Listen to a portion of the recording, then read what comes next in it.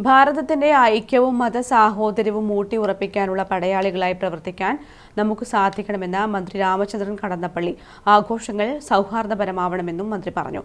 അതിയേടം മുച്ചിലോട്ട് ഭഗവതി ക്ഷേത്രം പെരുങ്കളിയാട്ട മഹോത്സവത്തിന്റെ ആഘോഷ കമ്മിറ്റി രൂപീകരണ യോഗം ഉദ്ഘാടനം ചെയ്യുകയായിരുന്നു അദ്ദേഹം. ജാതിമത ചിന്തകൾക്ക് അതീതമായി പരസ്പരം സ്നേഹവും സൗഹാർദ്ദവും പങ്കുവയ്ക്കുന്ന നാടാണ് നമ്മുടേത്. അത് എന്നും കാത്തു സൂക്ഷിക്കാൻ നാം ബാധ്യസ്ഥരാണ്. ഉത്സവാഘോഷങ്ങൾ നാടിന്റെ കൂട്ടായ്മയാണ് വിളിച്ചോതുന്നതെന്നും മന്ത്രി രാമചന്ദ്രൻ കടന്നപ്പള്ളി പറഞ്ഞു. അതാണ് ഭാരതീയ സംസ്കാരത്തിന്റെ സംസ്കൃതി എന്നുകൂടി ഞാൻ ഒരിക്കൽ കൂടി പ്രസൂചിപ്പിക്കാം. ആ സംസ്കൃതിയാണ് നമ്മുടെ നാടിനെ അഖണ്ഡമായി നിർത്തുന്നത്.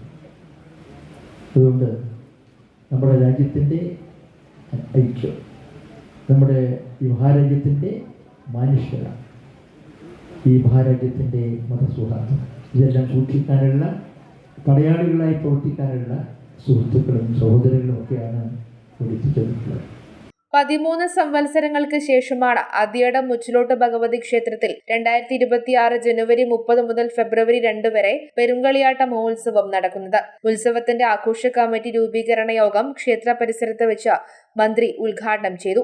കരിവള്ളൂർ വലിയച്ഛൻ പ്രമോദ് കോമരം, മനോജ് കോമരം, നാരായണൻ അന്തിത്തിരിയൻ തുടങ്ങിയവർ ചേർന്ന് ഭദ്രദീപം തെളിയിച്ചു. എം വിജിൻ MLA അധ്യക്ഷത വഹിച്ചു. CP Shiju, KV Ramesan, M Sreedharan, P Govindan, MP Unnikrishnan, K Ranjitha, PV Balakrishnan, father Mathew Kuzhimalayil, Kunhikoya ഇമാം, PV ദിവാകരൻ തുടങ്ങിയവർ സംസാരിച്ചു. News bureau, Pazhayangadi.